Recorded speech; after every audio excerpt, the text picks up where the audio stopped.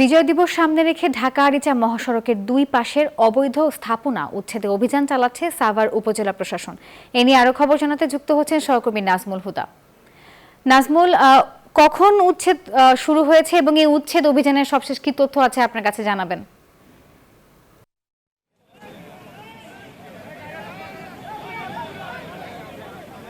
নাফিজা, আপনাকে ধন্যবাদ। আপনি যেমনটি বলছেন, ঠিক বিজয় দিবসকে সামনে রেখে কিন্তু ঢাকা আরিচা মহাসড়কের দুই পাশেই কিন্তু উচ্ছেদ অভিযান শুরু হয়েছে উপজেলা প্রশাসন, এবং যেহেতু বিজয়ের মাস শুরু হয়েছে এবং আমরা যদি একটু দেখাই যে এই যে উচ্ছেদ অভিযান কিন্তু এখন দেখছেন যে রোডসেন হাইওয়ে পৌরসভা এছাড়াও কিন্তু আপনার দেখছেন যে এসিলেন, এবং তারা কিন্তু উচ্ছেদ অভিযানের যে কার্যক্রম, যে অবৈধ স্থাপনা সেগুলো কিন্তু উচ্ছেদ করা হচ্ছে, এবং এর মধ্যে কিন্তু একজন বাধা দিয়েছে, তাকে আটক করেছে পুলিশ। এবং যেহেতু অবৈধ স্থাপনা উচ্ছেদের কিন্তু যে কার্যক্রম সেটা কিন্তু জুড়ে দেখছেন যে কার্যক্রম করছে। আমরা যদি একটু কথা বলতে চাই এখানকার যে উপজেলা নির্বাহী কর্মকর্তার সঙ্গে, আপনার সাথে একটু কথা বলতে চাই।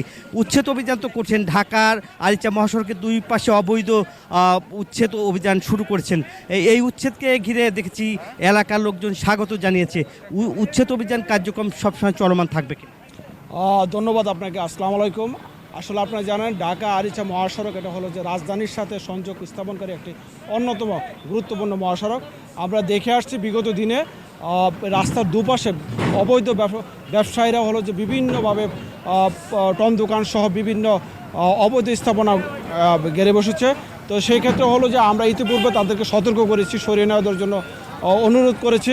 তো আজকে হলো যে আমার হলো যে সাভার মডেল থানার পুলিশ ভারপ্রাপ্ত কর্মকর্তা, আমার এসিল্যান্ড, আমাদের ডিবি সাভারের এবং পৌর প্রশাসকের পক্ষ থেকে আজকে এই উদ্ধার অভিযানটা পরিচালনা হচ্ছে, এবং ভবিষ্যতেও হলো যে এটা অব্যাহত থাকবে। আপনার মাধ্যমে যারা অবৈধ ব্যবসায়ী রয়েছেন এবং যারা হলো যে সরকারি জমি দখল করে এবং মহাসড়কের জমি দখল করে যারা হলো ব্যবসা পরিচালনা করে আসতেছেন, তাদের জন্য একটি মেসেজ দিতাম, আইনের ঊর্ধ্বে কেউ নাই।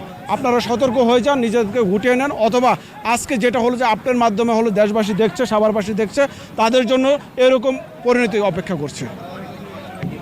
আসলে বলছেন এখানকার নির্বাহী কর্মকর্তা বলছিলেন, এবং এই যে উচ্ছেদ অভিযান সেটা কিন্তু আপনি দেখতেই পাচ্ছেন যে তারা করছে, এবং তিনি ক্লিয়ার করে একটি মেসেজ দিয়ে দিতেন যে যত বড় শক্তিশালী হোক না কেন দলের বা কেউ বা কোনো শক্তিশালী হোক না কেন, এই ধরনের উচ্ছেদ অভিযানের কিন্তু তারা আওতায় থাকবে। এবং তারা বলছে যে এই যে অবৈধ স্থাপনা যেগুলি তারা গড়ে উঠেছে এগুলি ভেঙে দেওয়ার প্রত্যয় তারা করেছে। এই ছিল আমার কাছে ঢাকা আরিচা মহাসড়কের উচ্ছেদ অভিযানের সর্বশেষ খবর।